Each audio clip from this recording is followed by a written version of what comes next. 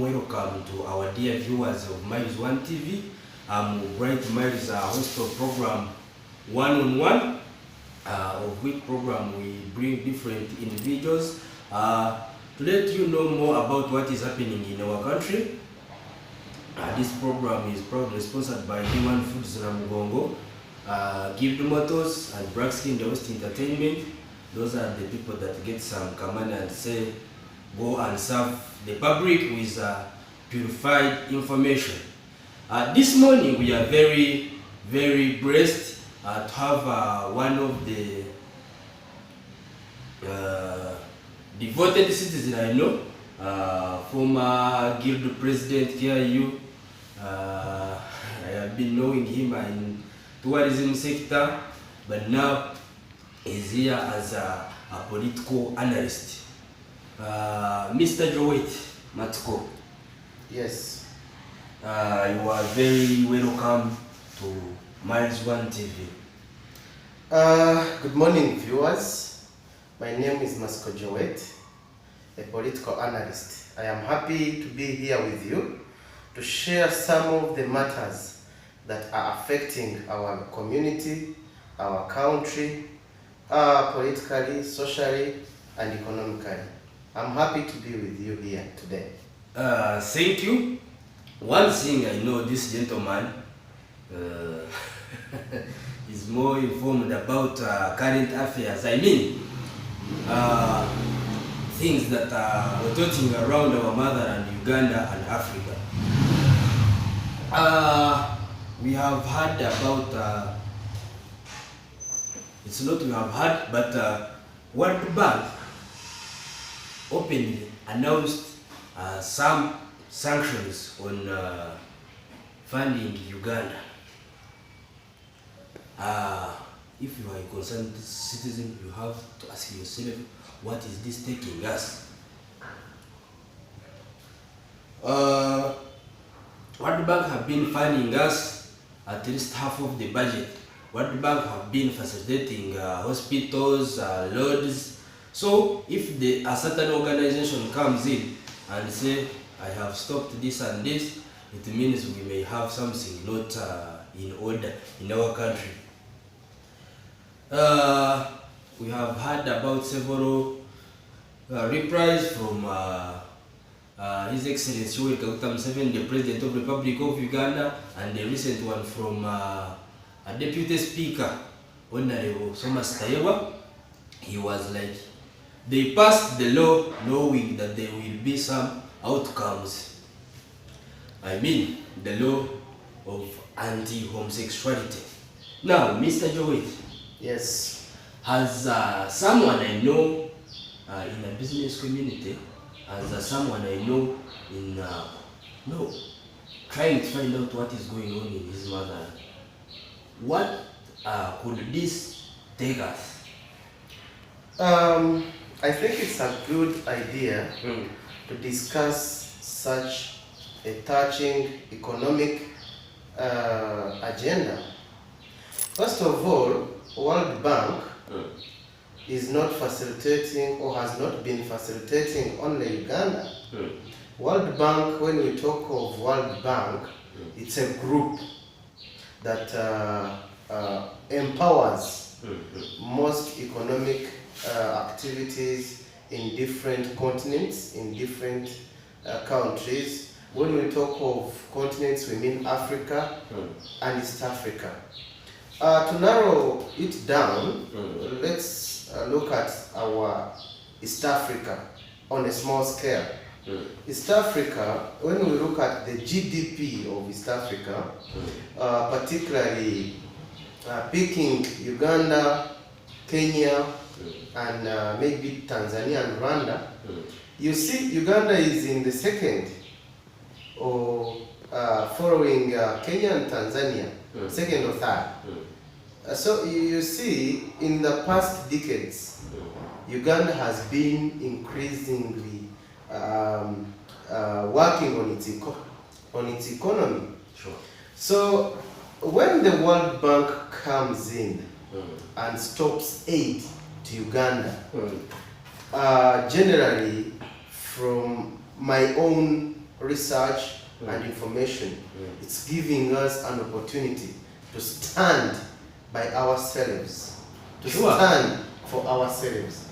Take an example how, you see, Uganda has over 20 trillion of debt and more as of date.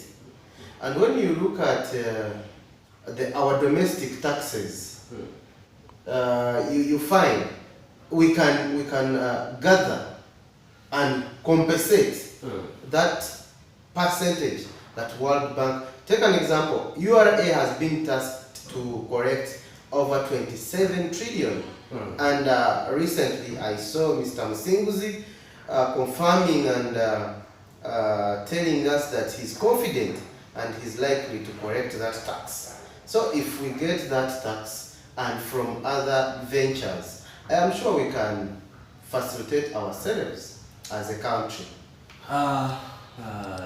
Last financial budget, we had more than 52.7 trillions among 3.8 to Ministry of Defense, 3.4 to Uganda Road Authority, and half of the budget, which is 25 point something, was lost in corruption.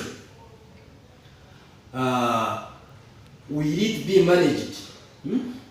Because if World Bank has been facilitating health, it means have been paying for you salaries for health workers, loads. Sure, will we survive these sanctions? Definitely we will survive. Why not? Unless if you're driving us to a point that we should accept the defeat from the whites, that we accept the defeat and we revise the law that has been already signed of anti-homosexuality. Unless you are driving us to that corner, then we can see what to do next. But honestly speaking, when you talk of corruption, corruption does not appear in Uganda only, but the challenge we are having, there is a lot of swindling, public funds. When someone is able to steal 100 billion, a single person, then what about those ones whom we are not seeing? So I think the only challenge we have to address and accept is that we need to look at how we can sympathize with our fellow people. Here I mean the authorities. Those people in public offices, in government offices, they know what to do. Inside themselves, they know that Uganda can survive.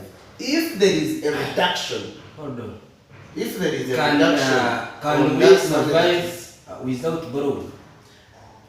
Definitely we may survive, though we may not grow as fast as we have been growing. Mr. Growit, I want you to let you know that in whole of the continent, there are not more than 2 countries that don't survive in borrowing money.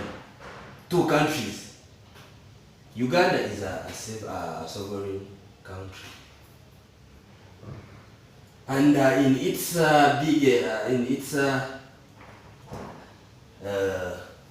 number of people, in its economy, we can survive. Sure. What I was trying to show you is that if you have made enough research, Uganda, we are still having some loopholes in our own business community. Take an example, Uganda, we are exporting 3 to 4 trillion US dollars every financial year. And we are importing over 6 trillion the money that we pay outside is worth $6 billion. I meant billions, not $1 trillion. I meant billions. So, in this matter, means that we are still exporting more money, less money rather. We are still exporting less money, but we are importing more money, which we pay outside. So, in that matter, I would like to let you know that those are few economic standards that we are still behind, that we need to work on. Let's import more. Let's have more markets, because our markets have been concentrated in a few countries or in Europe, and we have been always ignoring the Arab countries, the Arab continent. But now I've seen reports they have started coming in to support. They may support in form of investment, not as the loans we see, which is a benefit to the country. And therefore, I would like to remind the country that the World Bank has been lending us fine, but the people who make the economy of the country are the people who daily work. We need to come as, like, the government should come and start empowering these people who do daily work. Take an example. The public is not fully empowered. The business community is not fully empowered. When we talk of empowerment, we don't need money directly from the government. But how is the government policy working, especially in a lending community? The commercial banks are lending at a higher percent. I saw recently there are some microfinances who lend up to 5% and above, which is a very, very hard thing for a business operator to make money, pay the loan, and get surplus to develop his business. Thank you. More than 177 civil society organizations petitioned to World Bank to stop funding Uganda before the public letter that was issued to Uganda. Don't you think that there may be some geopolitical issues? Let's take a break. We will start from there.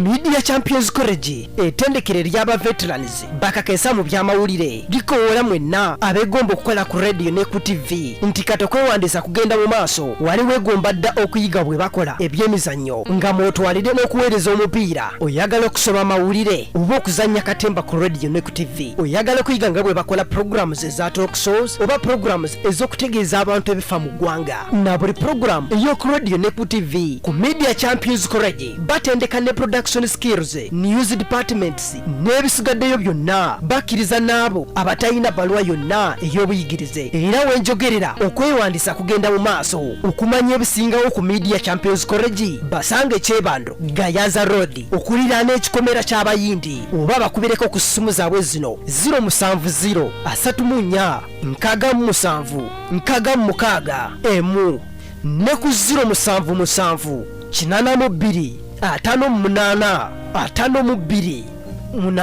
Media Champions College, skilling the solutions.